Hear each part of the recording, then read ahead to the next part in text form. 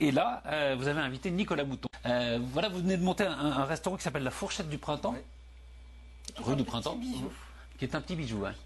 Vous avez fait beaucoup de grandes maisons. Oh, j'en ai fait 2. Oh, bah, le Crillon, le Bristol. Ouais, c'est pas rien. Non, non. Et là, vous voulez de vos propres ailes. Caroline. Oui, Patrice. Parlons donc de Nicolas Mouton. On part dans le 17e arrondissement de Paris, qui est gastronomiquement parlant plutôt sinistré. Ah oui, oui, le nord du 17e, là, entre Batignolles et Pereire, il se passe généralement pas grand-chose. C'est un peu mort, c'est triste. Et là, au détour d'une rue, il y a le petit restaurant de Nicolas qui s'appelle La Fourchette du Printemps, qui est une vraie bonne surprise, un rapport qualité-prix génial. Oui, j'ai vu les prix, oui. Voilà, il y a une formule à midi, c'est celle-là, hein, je l'ai là.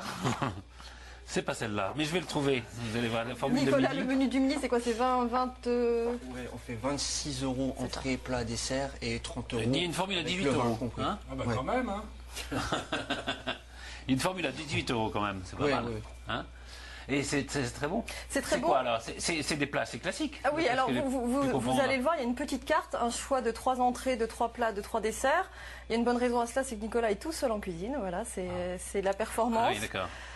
Faut le dire, il est seul en cuisine. Il y a son pâtissier qui est le matin fait la mise en place et les pâtisseries et qui, dès lors que les premiers clients sont là, passe en salle. Enfin voilà, c'est une petite affaire qui roule, qui vous l'avez vu sur la carte, quelques inspirations quand même classiques, des plats qui sont d'ores et déjà des classiques. Je pense au Waterzooi que les clients Waterzooi de la mer. Hein, oui, parce qu'il est originaire de Schnorr. Ah, vous êtes du Nord, oui, ça se voit un peu. Un petit peu. Et oui, c'est vrai qu'il y a une vraie culture culinaire du Nord. Oui, enfin beaucoup les poissons, quoi. Ouais. Beaucoup les produits de la mer. Ce que vous préférez cuisiner, c'est les poissons? Non, j'ai pas de préférence. On travaille tous les produits, même la pâtisserie. Enfin, je veux dire, on est obligé, quoi. Enfin, on est obligé. Surtout quand c'est des petites structures comme ça. Qu'est-ce que vous avez appris? Je disais que vous avez fait partie de 2 grandes maisons, dont le Crillon. Qu'est-ce que vous y avez appris? Qu'est-ce qui en ressort aujourd'hui dans votre cuisine? Ben, la rigueur, hein, c'est un peu, c'est quand même un peu militaire, on va dire. Les palaces, ouais, un petit peu. Et c'est quoi la rigueur en matière? La cuisine. Il y a de l'inventivité aussi dans... Bah, quand on est dans des maisons comme ça, enfin, il y a le chef qui tire la trace, il tire un trait, et nous, il faut qu'on suive le trait, quoi, en définitive. Mais et là, vous pouvez vous éclater plus, alors, tout seul. Ouais, je m'éclate, mais en fonction de la taille de la cuisine, du personnel que j'ai, et puis des moyens. Parce que, comme là, vous avez vu, ce sont des petits menus, donc les produits, il faut quand même qu'on s'y retrouve aussi, quoi, en définitive. On va parler start-up tout à l'heure, vous auriez pu venir avec eux, hein, parce que c'est un peu ça, c'est un start-up de la cuisine. Mais quand on dit rigueur des palaces, ça se sent dans l'assiette, c'est la précision des cuissons, des produits impeccables, vous voyez, bien peignés, bien tout comme il faut. Moi j'ai dégusté chez lui une dorade avec une pipérade aux courgettes, les courgettes, je lui en parlais tout à l'heure, je lui dis mais comment vous faites? Il me dit oh, je coupe comme ça, enfin...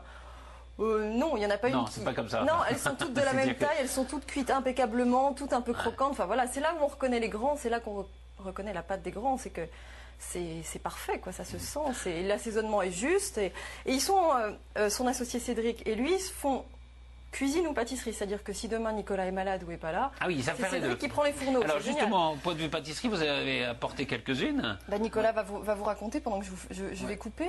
Alors là, vous avez la tarte chocolat. La tarte au chocolat, oui, qui est un délice. Avec une confiture de clémentine. Si on voit les clémentines à l'intérieur. Chocolat, clémentine, le mélange c'est plutôt sympa.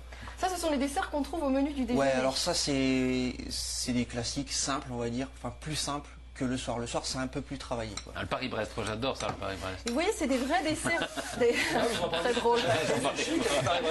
C'est chic. Oui.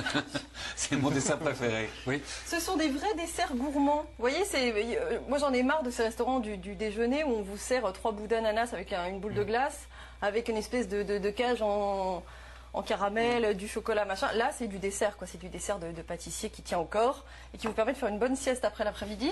Surtout qu'on a mangé, il y a pas mal de bons poissons avant, donc on peut se prendre un bon dessert. Bon, On va goûter, on va se séparer en même temps. On va rappeler que Nicolas Mouton, voilà, c'est 30 rue du Printemps dans le 17e et ça s'appelle la fourchette du printemps tout simplement. Et que le soir il y a un menu un peu plus développé, voilà. un peu plus gastro, et notamment une pomme de terre creusée remplie d'une joue de bœuf confite et surmontée d'une tranche de foie gras de canard poêlé. Voilà, vous appelez tout de suite ActuMco, vous êtes invité. Non, et Nicolas Mouton aura donc le prix Lebé l'année prochaine. On va le suivre, de près. Merci beaucoup Nicolas.